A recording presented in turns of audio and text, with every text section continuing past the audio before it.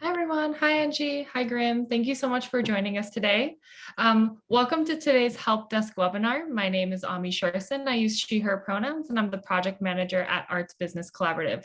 We're super excited to have everyone here today, but before we get started, I have a little bit of a spiel. So this webinar is part of the ABC Help Desk program, an 8-week-long series designed to provide strategy and organizational recovery webinars, office hours, and individualized pro bono consulting for organizations and small businesses led by and serving communities of color. I will put the program information in the chat box if you're interested in learning more. This webinar is being recorded and will be posted on the Arts Business Collaborative YouTube channel by the end of the week. This year's Help Desk is brought to you with thanks to the M&T Charitable Foundation, Hill Capital Partners, Amalgamated Bank, and Empire State Development Corporation. If you're interested in applying for the ESD Small Business Pandemic Relief Grant, ABC provides free technical support. You can either learn more information by connecting with us by either private messaging myself or emailing us at services@Arts Business Collaborative. And with that, I'm really excited to pass things off to Akil Davis, who will be leading this webinar on financial planning and risk management for your small business organization. Thank you so much. Awesome. Well, thank you, Ami, for the introduction. Like she said, my name is Akil Davis out of Omaha, Nebraska. I'm here to talk to you about financial planning and risk management for small businesses and minority small businesses. But before I kind of get started, I think it's best to give a background on myself. Ami mentioned I'm a financial advisor, but when I started in this space, my background really started as a property and casualty agent. For those who are not familiar, property casualty, I dealt with insuring homes and houses on the personal side for young families or all families, but also I did businesses as well. So I did that for the first 5 or 6 years of my career in the financial sector. After that, I really had a calling, a passion to build relationships with prospects who turn into clients and dive severely into just financial planning. So in my current practice, I work a lot with small businesses. I work with young families or families of all levels or ages, those who are in the beginning stage and those who are in the end stage. And I help in the 401k space as well. So with small businesses as well. So a reason why I mentioned that, as far as, well, let me back up. I'm definitely happy that I have those different backgrounds when dealing with financial planning, because some people think about financial planning just, hey, how can I make a dollar grow? But there's so much more to that. There's protection around what you have. So if something happens, you don't use the money that you accrued to pay for the things that you have lost. So that's a little bit more about me, but I wanted everyone to kind of understand that and kind of go forward. So we can go to the next slide there, Ami. So again, I'm talking to you more about navigating organizations through COVID pandemic and beyond. Next slide. So here, if I can, let me talk about this chart for a second, because what you're looking at is where were businesses before COVID hit.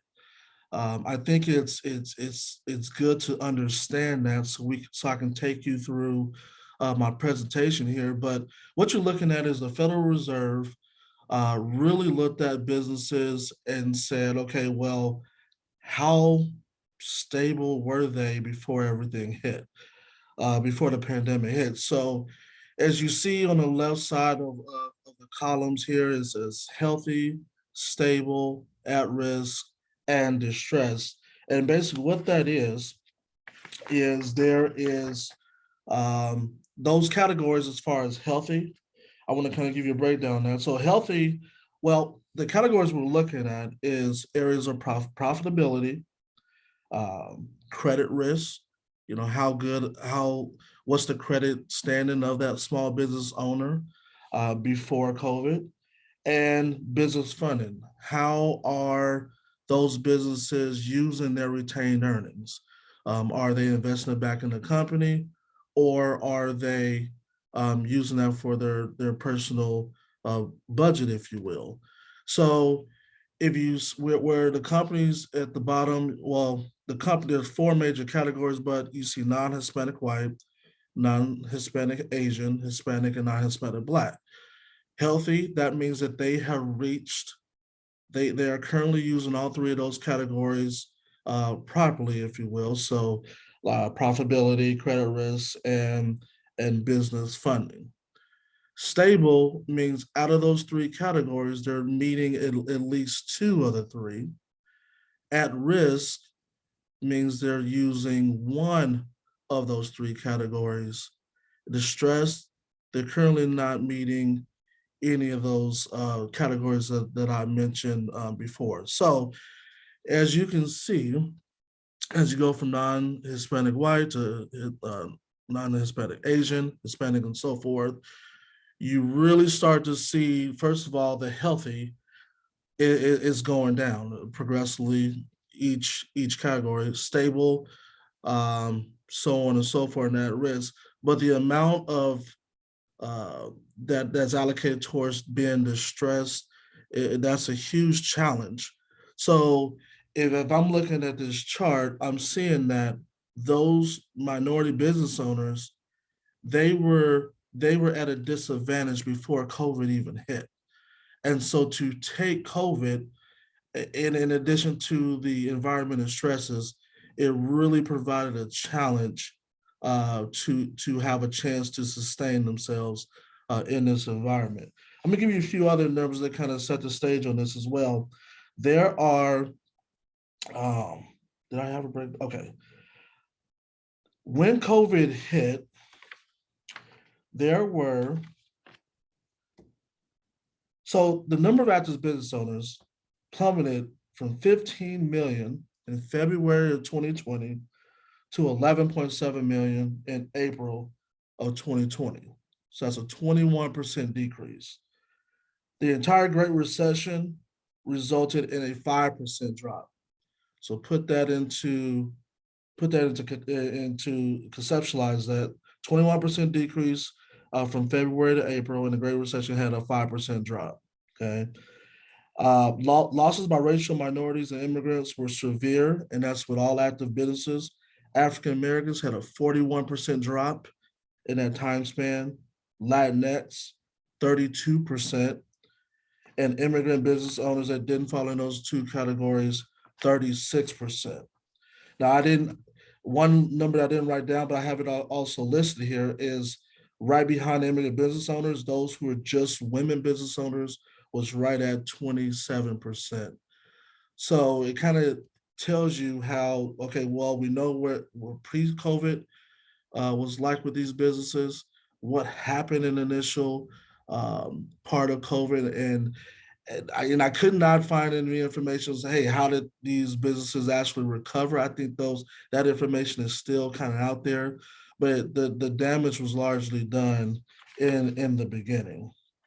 Okay, so next slide there, Ami. So the impact of COVID on BIPOC businesses, I mentioned, I don't know if I said how many businesses there were, but the stats are there 31.7 million small businesses in the United States. 1.1 million are owned by BIPOC individuals. That's a little bit over 3%. Okay. Now the reasons, some people say, well, how did we get to the point where the minority businesses were affected? Well, the reasons there tend to face underlying issues that make running, scaling difficult. I see it all the time. A lot of minority business owners, they don't have the funding. They don't have they have the background in what their business, but the ancillary things around business, they didn't have the resources to scale their businesses to, one, make the profit they need to make, two, support the community in their business that they're currently working in. And two, they're likely concentrated in those industries that were impacted by COVID, and we'll show that here shortly. The impact minority-owned small businesses are significantly more likely to show signs of limited financial health. And it's and as you saw, the amount of businesses that struggled that were minority led and owned in those first initial stages was quite significant. Next slide there on me. Okay, so this is an interesting chart within itself. What you're looking at here are the major areas of business that was affected by COVID. Okay. Now, remember before I said that one of the two reasons why minority businesses struggle because a lot of our businesses were in the areas that were impacted. Well, if you look at the lighter blue um, businesses, where it's a combination of food services, okay, personal and laundry services, construction, wholesale trade, healthcare, like those are the ones that 37% or more minority share of employment in that sector. Okay, so if you go from the lower left to the top right, that's the biggest impact. The black dots or the navy dots, I can't really tell on this screen, but the black dots are those that are not minority led. So it is, I don't know where everyone, the background that they come from. If you think about your own business and where it's relating on this screen, that can kind of give you an idea of how the impact has caused concern for your business within itself.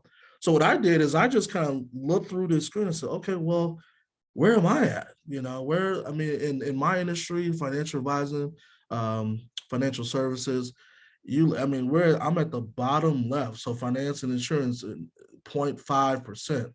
There are not a lot of minority led firms. I don't know if you everyone's exposure to a financial advisor, but there's just not a lot.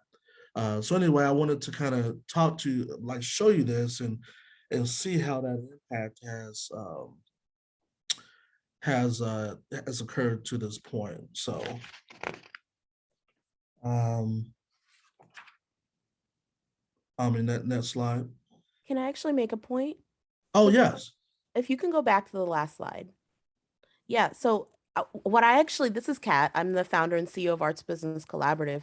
But if you also look at the professional, scientific, and technical services, ABC provides the technical assistance and research work to support the communities of color and describe the environment that we're working within. And there's 1.6% here in terms of, and these are for-profits, right? So as far as I understand, is that correct, Akil? That is correct. Well, the study itself did not be specific, but it's safe to assume that these are largely for-profit. Yes. So 1.6%, and that's for-profit. Like, yeah. The fact that nonprofit is likely to be significantly less than this. And so in addition to sort of Akil sitting in a space, even in the for-profit world, with only 0.5% here, then, ABC is also in one of those very rare positions of being able to provide these services as a minority-led and serving organization. So I just thought that was really interesting. And then also on that previous slide before this one, there was a note about, or you were discussing, Akil, the things that made people vulnerable and the items that contributed to their not meeting the three items that have to do with like whether you're healthy or stable or what have you. As you were talking about that, that's 100% the three things that ABC focuses on, which is access to capital, access to networks, and access to technical knowledge. And so the data is just borne out in the experience. And so I just wanted to point that out. So I appreciate you, Akil. Oh, wonderful. Well, Kat, thank you. I appreciate you as well. But also, thank you for sharing that, because when I was making this presentation, one thing I wanted to do is I wanted to kind of go out and see even people that I know in my community here, hey, how were they affected? And you're right. I mean, it's these areas, especially the blue dots, they are largely hit, but it and I'm gonna talk about it. Well, I'm gonna go on the next slide, I mean, and I'm gonna dive more into that too. So I want to spend a large part of my time with you today. I wanted to set the stage. We talked a little bit before about, okay, what happened with before COVID and what happened in initial stages. And then, so what's next? Because I want to set that stage and what can be done to go from there too. So, do you want to share that? Oh, actually, no, I did not have a slide for that. So, well, I'll just I'll pass some notes around, and if anybody wants, if I can follow up afterward, I'll be happy to share my notes. But the first part was just an observation. Okay, so I didn't put up there was a study in 2018 that was the basis of the study was, okay, you had a couple different minority groups. It wasn't specific to the minority groups, it just stated minority groups and their applications for funding, because that was one of the main reasons that minority businesses have not had the funding to date, and that was large part of the struggle. So it said that whites, even whites had almost 3 to 4 times the approvals than any other minority group. Now they lump minorities together, so I can't give you a breakdown, but that is the main struggle. So an observation that I have, well, it will be great to, number one, have banks reassess their lending practices. Okay, so reduce bias in the loan process. So right now, if anyone needed funding, you can either have a paper application or online application. Most companies are different, or some have the same, some may be one or the other. But when you go in and you apply for that loan, now you may have to talk to someone, you may give them details on you may give them, they may ask you details about your businesses. They ask you for reports, whether it's profit and loss, cash flow statements, whatever have you, to, hey, prove to me why you want this loan. Well, it can be as simple as it being biased, and, well, I don't think that's a great idea. You don't, right now, the bias is not stated, but we know that there's racial bias. Um, well, now you all of a sudden may not be approved for this loan based on those subjective thoughts of whoever's taking your application. So I thought it'd be good to somehow have an algorithm, or banks go to a process where now we're looking at a situation where, hey, this is my business, and they can make some of those decisions without necessarily meeting people, or just based on the mostly objective. I know it's hard to remove all the subjectivity out there, but we need to find a better process of loan applicants and approvals, and ultimately sometimes denials as well. Now there have been some banks even like maybe trying to look at that artificial process. None, to my knowledge, have really been successful at that, but that is an observation as well. But a couple of things that I now, as far as working with small businesses, minority and not, or for those minority businesses and other businesses as well. There's one thing I want to kind of suggest everyone on this call to really kind of take to heart. It's a great idea to seek out seasoned business owners. Now, I shared that screen where there's 3% of minority businesses, and I know a lot of minority businesses, um, they know each other. So wherever you can find those businesses, seek out some of those seasoned business owners, and network, have access to support for guidance, because sometimes we may know our product, we know what we're doing, but sometimes it can be hard to, maybe find that support, sometimes you just need someone to listen to some ideas or to share an idea and be able to bounce ideas off each other, which could cause future growth or, you know, maybe come up with a new process that others can benefit from, and that's a new business idea.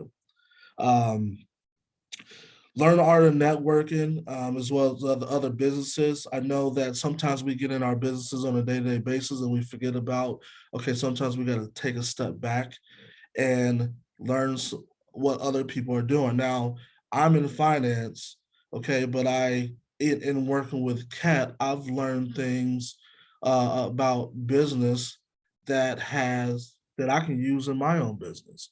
Okay, so she nonprofit ABC, different overall business plan than what I have as far as, helping people financially, but overall some service models are definitely similar. So share ideas, whatever product you have, and you can use that and maybe put that into your own business practice, and that can help you overall. Okay. And you know what, and this is something I just kind of thought about this morning. um I think we as minority business owners need to do a better job of supporting other minority business owners. Okay. So, and recognize where those opportunities are, because we are great thinkers. We've come a long way. Uh, that number that's 3%. Believe it or not, at one point in time, it had to be 0.1%. And so I would just encourage, um, I just encourage business just to keep thriving and keep trying to uh, work with those other business owners that are doing, a good job for their community.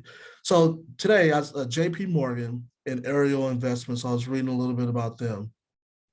JP Morgan, although I don't know the necessary project that they're talking about, but them and Ariel, they're putting millions of dollars to the support of minority businesses and building out structures and frames, and how to invest, how to um, do various areas of financial management.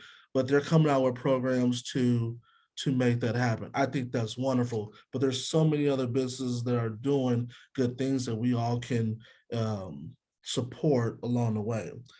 I think we can encourage others that, we've known that there's been good ideas that have been shared, that all they need is just say, hey, I think you have a great idea, but maybe try this or try that. Something that can fuel that uh, uh, the increase, the want to have more minority businesses.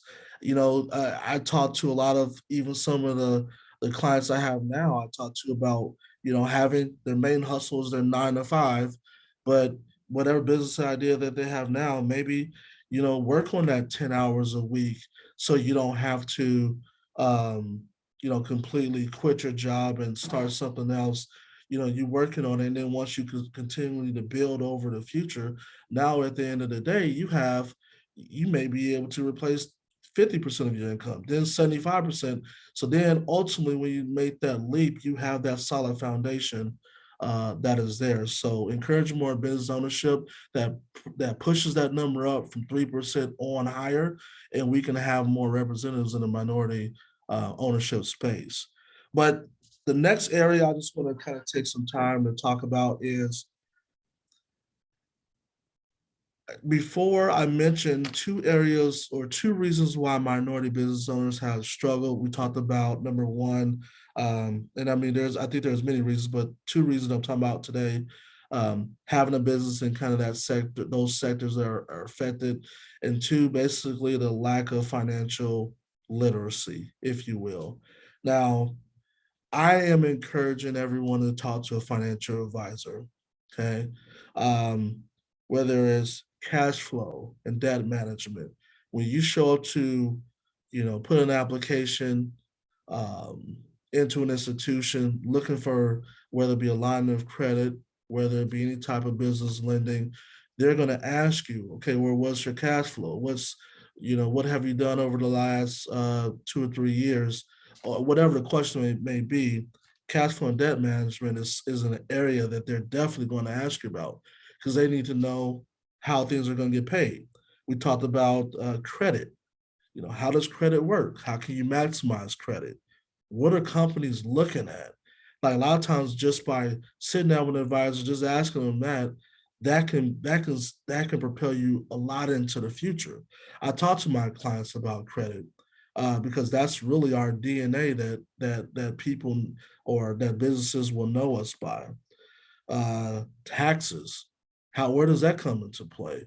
Um, if if you're not if you're not as efficient with your taxes, and you're paying more than what you have to. Now, I am not a tax advisor, but I have a team that I work with, and I can relay people, or excuse me, refer others to that they can get someone to look at their tax, make sure they're not spending too much, or they're spending just the right amount based on what they currently have going on. Succession planning.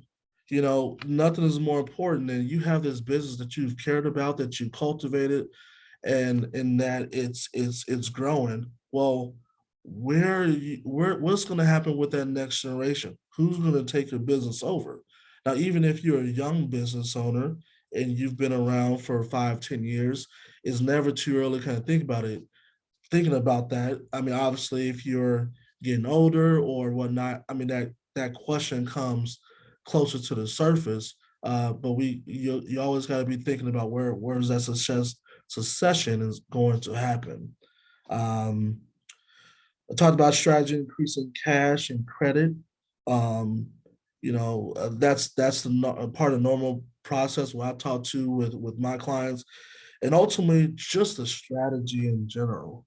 I believe that minority business owners have, and including myself. I mean, I'm a minority business owner as well, but there's times where I just didn't know. The guidance wasn't there. I made mistakes where I had to learn the hard way. Well, if I had someone just to tell me, hey, Akil, try this and try that. Oh no, don't waste your time with that. Or, you know, wait a little bit before you make that investment, or hiring a certain employee, or because a lot of times the mistakes that happen with businesses are the ancillary things around a product you're selling, is actually running a business. But if you're not successful at the whole 360 arena, then it can really affect your business negatively. And actually, if you are successful, it will affect it positively as well. So um, to wrap things up, I mean, I say that, I mean, quite a bit. I can definitely, send notes or however we want to communicate that. But I thank you guys for having me. I mean, that's what I have now. If someone want to open up for questions, and we can kind of go from there. Yes, thank you so much. That was a really great overview of how, minority-owned businesses are impacted during times of crisis, especially recent example, COVID-19, and then what Yeah. organizations can do. And I know in prior conversations, we spoke a little bit about the difference between small business owners versus nonprofits. And so can you speak to how these things may be different for the both, or maybe how they're similar? Great question, Ami. When I work with those who are nonprofit and for profit, there are more similarities than there are differences. Um, you still you still have budgets. Most have employees. Um, Most have goals and direction that they're trying to drive their business. Most have vision. The biggest difference is how they're taxed. At the end of the year, how I mean, they still have payroll challenges. They still have, culture that they have to deal with in inside the walls of their business, and some don't have walls. So there's still that challenge. So there's more similarities than there are differences. Awesome. Thank you so much. I now want to pass things off to Kat. Yeah, this is one of my favorite topics about the differences between the for-profits and nonprofits, in terms of like planning and the challenges of running the business. When you are looking at the income statement for a nonprofit, there is the contributed revenue, which is donations from foundations, corporations, potentially government partnerships and individuals. And then there's also earned revenue, which in a for-profit context is just revenue, right?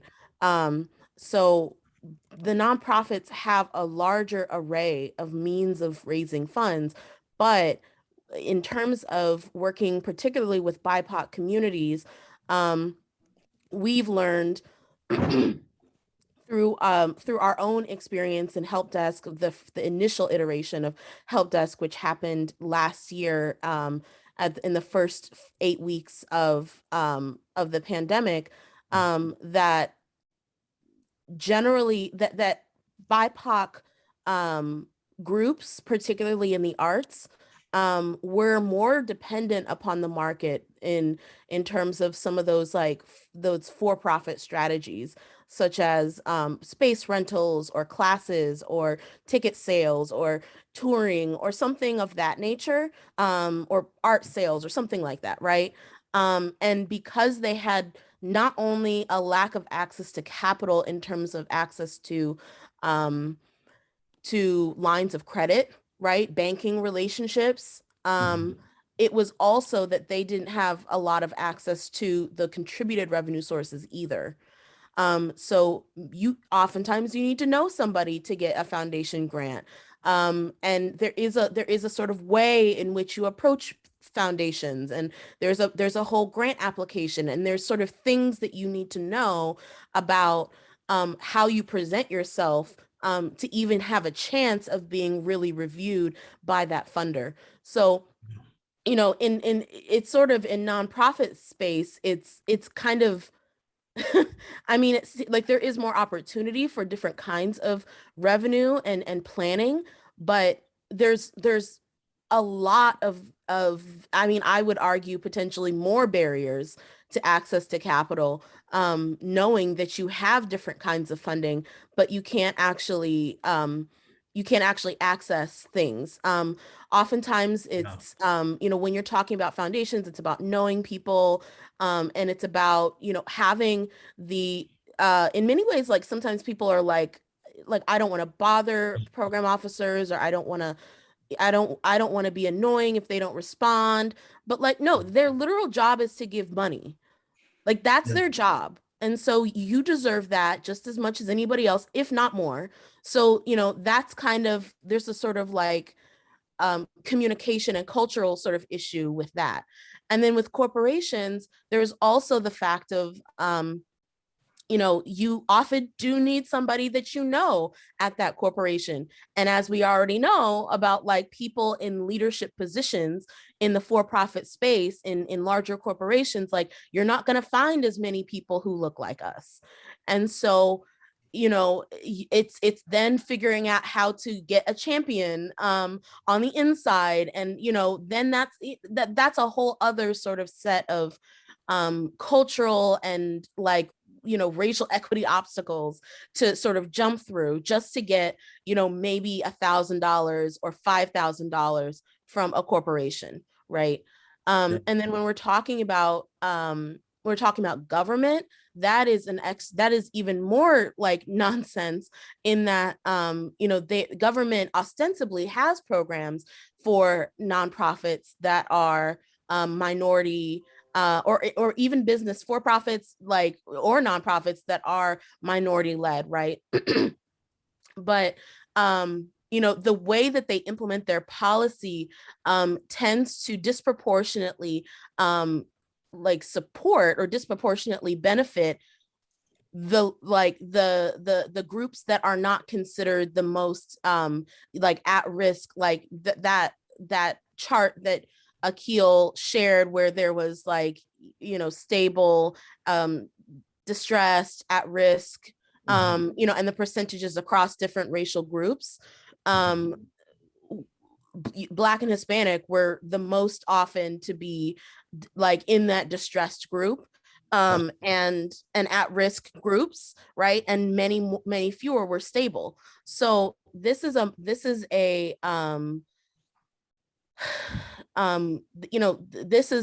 a part of, how public policy is sort of implemented. When we talk about, for example, in New York City, the there is a mandate for there to be for there to be at least 10% minority owned businesses who are supposed to get access to the government contracts in New York City. Really? But yes, there is an actual like mandate. However, one, there's not really consequences. So like they just do what they're gonna do. That was my but it ends up being 3%. And then of that, Okay. so in that 3% is considered women and minority owned businesses, right? So then within that 3%, 50% of that money has gone to Asians, which I hate to say that, because it's like, there's more than just Asian, like nebulous Asian, like it's just a very problematic way that they just sort of lump people together, right? And so 50% go to Asians. And then 40% of that 3%, like I was saying, go to white women. And this is why we cannot conflate gender and race. And this is why this is such a problem as well. Like, who benefits from affirmative action? Oftentimes white women.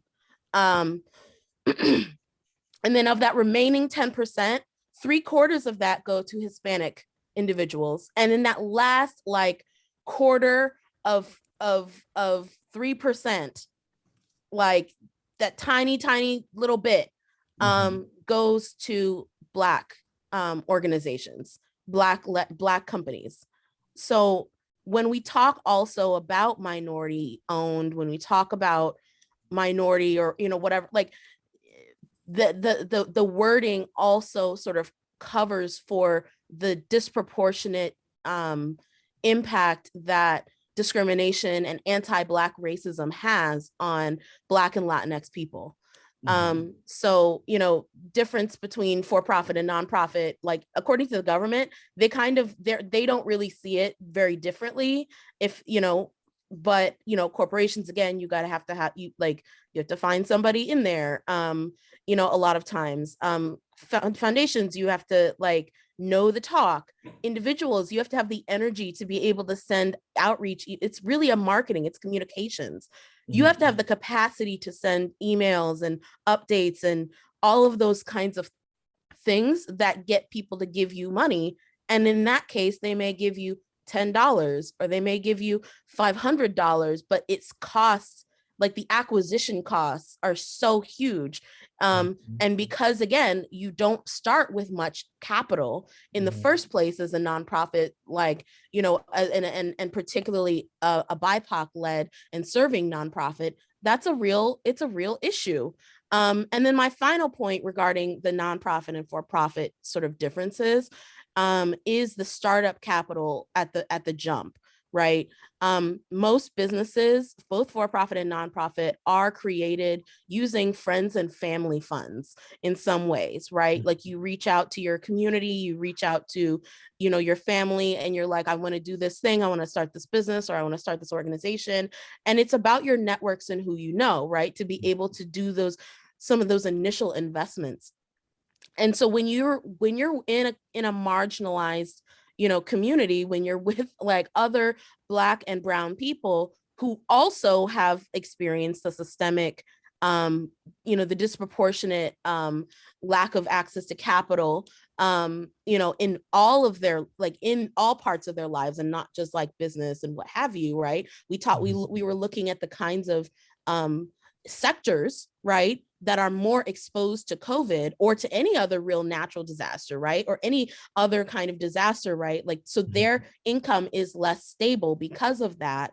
And you want to start a business and you want to start a nonprofit or whatever, like that becomes a huge barrier, and they need their money, So when you, at the jump, the access to capital is a very different situation for, for white people, because they have generational wealth. And even if they don't have generational wealth, they have whiteness. And that's enough to get you a loan. So, and then, and then also just me being a little bit shady, like, can we just talk about the Swindles? Like, we have Theranos, we have like the Fire Festival, like all of these white people swindling, and we can't get this money.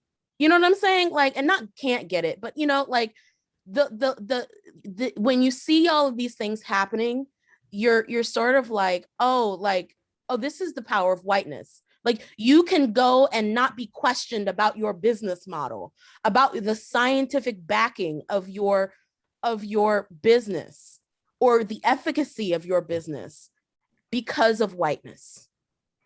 That's all I have to say.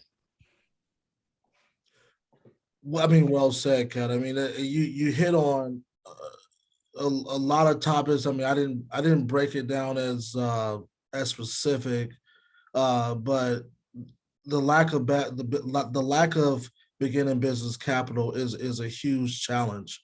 I mean, that's just and as far as the networking on the corporation side or for-profit side, and even in the nonprofit side, knowing contacts, who to talk to, and those are challenges in the minority communities that we currently have. And I think that the biggest thing that can be done is for those of us who have businesses, right, and who have been doing it a while, have some stability, and have we have resources that we see someone out there that is attempting to make their dreams happen, better their communities. They have something that they want to share. We need to reach out. We need to, hey, whether it be a cup of coffee or just saying hello can be, I mean, that's just a start. I mean, there's more than that, but there has to be a start. So were there any other questions out there on me? Yeah, well, first, thank you both, Akil, as well as Kat, for touching on that. That's really important. I do want to open the floor for additional questions. I know, Jovan, you have your hand up, so feel free to go after this. But if you have any questions regarding financial planning, risk management, anything, the floor is yours. And also, if you would like me to stop recording at any point, or if you would like me to have this off of YouTube as well, just let me know. But I'll pass it to you, Jovan. Okay. Hey, thanks, Ani. Hello, Akil. Sorry, I'm running, attending a little bit late, but here's my question, and it's for you. What are the most common strategies or useful strategies that you found to help small businesses and small BIPOC organizations launch more successfully? Financially, what are those strategies that we should be thinking about to help us launch or do this work more successfully? I think I heard part of that. Did you say kind of what strategies that can help you be more successful? Is that kind of what he mentioned? Yeah, in your experience, what has been the most successful strategies that you have seen come into play in helping BIPOC organizations do the work, get funding, be more sustainable, so forth and so on? Well, there's a few things. Number one, I would say initially, I mean, I don't want to say a business plan like you have a long drawn out plan, but budgeting is critical. It's also challenging to the point where when you're first starting a business, you're thinking about, okay, well, this is, and when I say sale, I mean, I know that everyone has a different product to, whether it be to sell or whatnot in their businesses, but having that initial budget that you can put into play and scale that over a 4 to 5 year period. So you're looking at it initially. You're gonna be looking at it quite often, but as you go, continue to look at that budget, and even working with someone to help you see some of the curves that you don't see. So budgeting is critical. Um, Also, when you do have, and it's in line with budgeting, but have a plan for when you do make profits and you make money, what are you going to do with it? Because there's a lot of, so you have a budget, you have a line that, hey, okay, this is what I have to meet. But when I do get extra money, what am I going to do with it? Am I going to, retain or put this much back into my businesses? Am I going to invest this amount? What am I going to have for my personal budget? Because sometimes if you don't have a plan, well, you're going to plan to fail, right? So budgeting is severely critical. I talked before about financial literacy. That is also really, really important. Talk to someone about understanding credit, because credit, I mean, it's not everything, but man, it's towards the top. It's probably, if it's not number one, it's two, because that's the only thing besides the cash flow that businesses or banks or whatnot have to understand and say, hey, this is who they are. So you have your product, you have your cash flow, and you have yourself. So they're looking at those three. Say, okay, well, how can we project this going forward? So that would be my answer to that. Now, that may be stated too simply, but when you sit down and talk to someone, looking at some of those curveballs that can be thrown in the budget and how to plan for that. Because of financial literacy in COVID, and in the beginning of my presentation, we talked about some of that. Well, I mean, even some of those companies that are distressed, some of them started with a great idea. Well, they didn't have the resources. Well, that's, I mean, a lot of that is because of course they didn't have the resources. But when you work with someone and you come to understand that, it better propels you forward. So that would be my answer to that, Javon.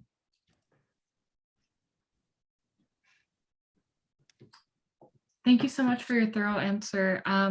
Kat, is there anything that you want to touch on with this as well? Yes, actually.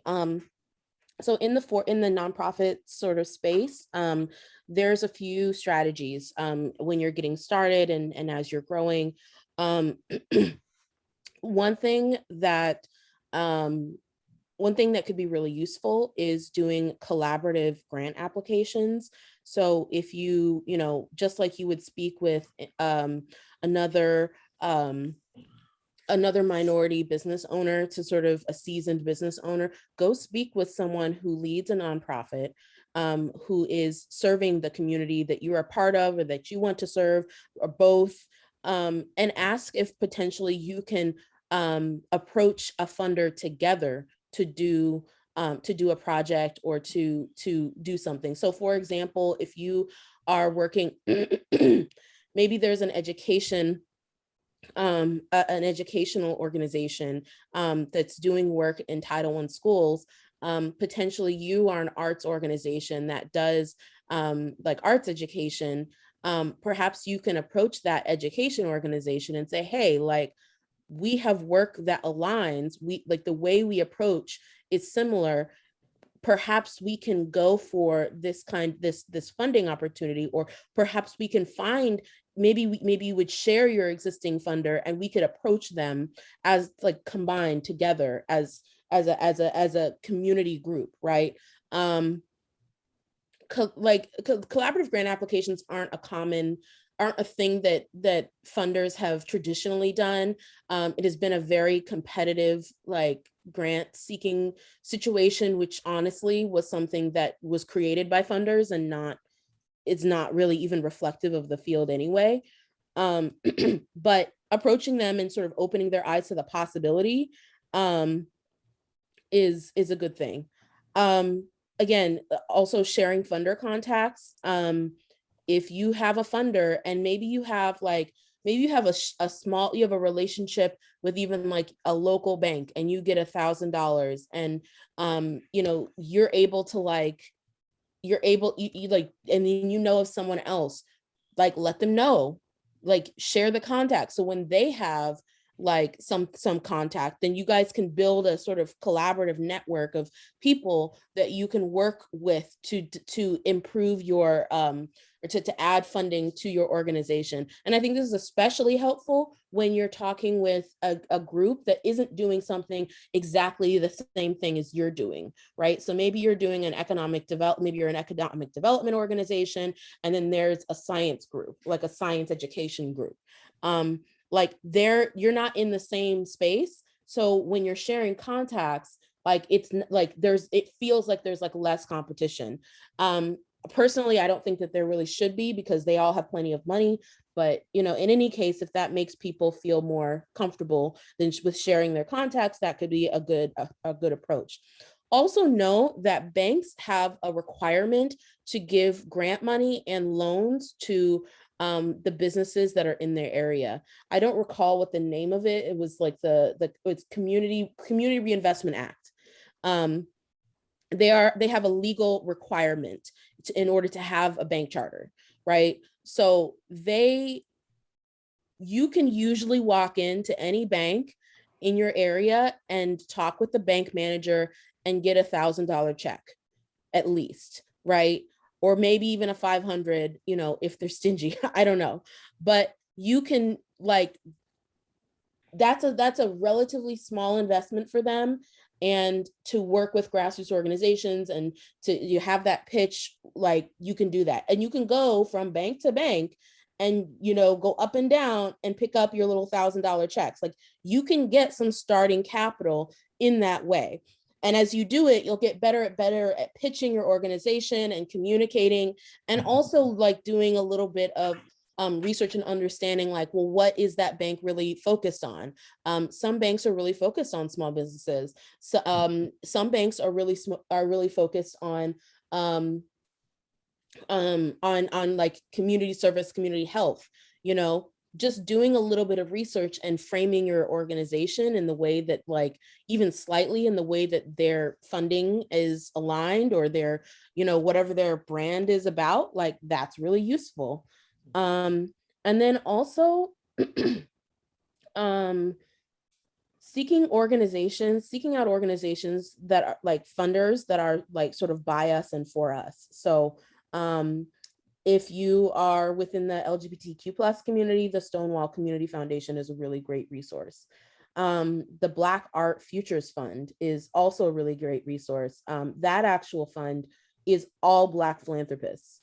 Yes, there are like wealthy Black people who come together and give money to other Black people. Yes, that is a thing. And the same happens with all other minority groups. They exist, right? And so, and it's not just that, like, it's, you know, we support insert minority group, but it's, we are also funded by the same people who are giving back to their community. So you can definitely find those groups. Now, I don't know if, I honestly have no knowledge of the full history of the, like, for example, the Amalgamated Bank and their whole you know, founding and all of that stuff. But I do know that Amalgamated Bank, which is one of the sponsors, in full transparency, of the help desk, we really like them because they actually give over 80% of their foundation funding to Black-led organizations. So when you're talking about people who've made a point to support you, those are the people that you should go to first. Well said, Kat. And when I was thinking about the example that I shared when I first started the presentation about aerial funds and JP Morgan making concerted efforts in doing it, I could not agree with that more. I'm looking at the chat, and one thing that I did see a question about understanding personal credit and how that's affected. When you first start out in business for yourself, you know, they are going to look at your personal credit history. And that's also why, you know, the financial literacy is really important to understand how that's affected. It could get to a point where once the business is on a larger scale and the business it can really support itself, they may look more into a business credit, but more than likely it's going to be off of your personal credit. And whether it's an LLC or whether it's a 501c3, that doesn't really matter. Yes, 501c3, they don't have owners, but someone has to be the lead of the articles of incorporation that they're going to make that business decision on, and they're going to look at personal credit from that person. So let me know, Grim, if that does not answer your question, but I definitely wanted to point that out. Yes, thank you so much for that. Okay. We do still have some time for additional questions. We want to open up the floor. If you have any, you can put them in the chat or raise your hand. This space is for you. We want to support you as much as possible. No question is too small or large. We're going micro and macro. Awesome. So another resource that Kat had put in the chat was the Asian Pacific Islander Cultural Foundation as well. Thank you so much for mentioning these foundations.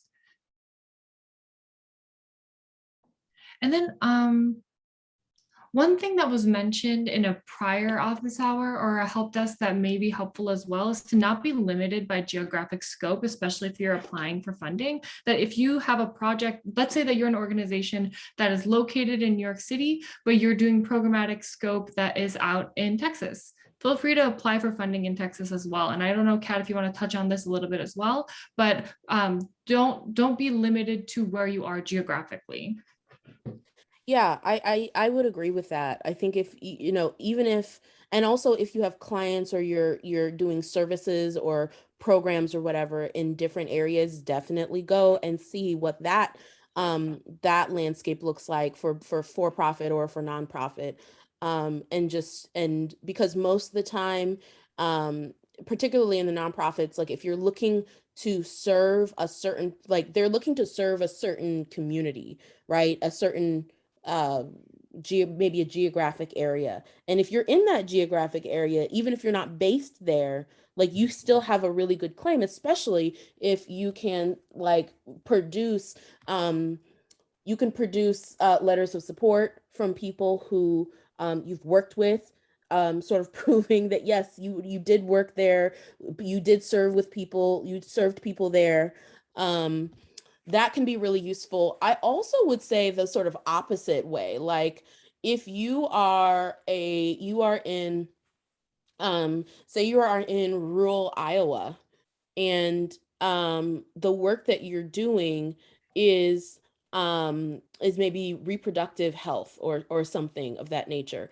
I think you should definitely go and look at foundations that are based in New York, because there are people who are born in New York, of course. But there's like New York City is a place that people come to. And so, just sort of acknowledging the nature of the place that you, where you sit and the migration, and especially like the movement of people. Like if you're thinking about, the Haitian community, moving between New York and Florida, right? Like there's like there are ways that you can sort of like, this is gonna sound crazy, but like capitalize on your cultural knowledge to be able to make your case anywhere you go. And one more thing to add to that, thank you so much for touching on that, Kat, is definitely, as mentioned before, collaborate with people, expand your network, because you can also apply for different funding or different projects with collaborations as well. So we just really highly encourage, it could be within your personal network, it can be within the help desk, right? You're meeting so many people through this network as well. So we highly encourage collaboration as well. As we're hitting 7 o'clock, I want to do a last call for any questions that may arise. Again, no question is too small or too big. You can put it in the chat. Can I just add one more thing? I'm so sorry. I Yeah, don't of course, monopolize, but I just thought of another thing. I always have to mention it because this is what we do, but fiscal sponsorship is also a really wonderful option for you to be able to have a location outside of where you're based.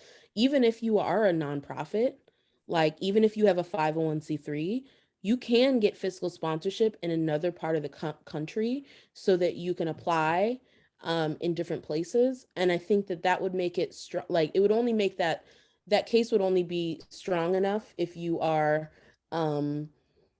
like if you have a connection obviously to the community. But if you needed to have fiscal sponsorship, like if you needed to if in order to, if you're serving people in say New York and you're based out of Michigan, and you need like some funders are like, oh, only if you like have a New York address. Well, you can have somebody who will accept grants on your behalf for a small fee, and then you've got access to a whole new market.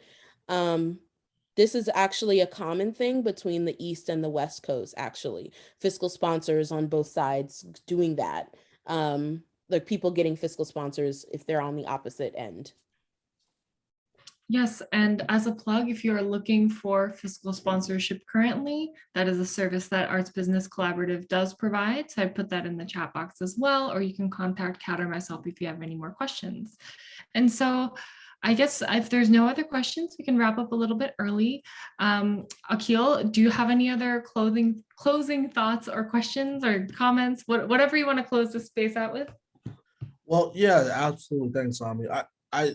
This is, I love these opportunities because to me, even though I'm speaking, I always learn from others as well. I don't want to waste an opportunity for that, but I just want to commend everyone who's joining this call. Sometimes, listen, I deal with financial literacy every day. It's not a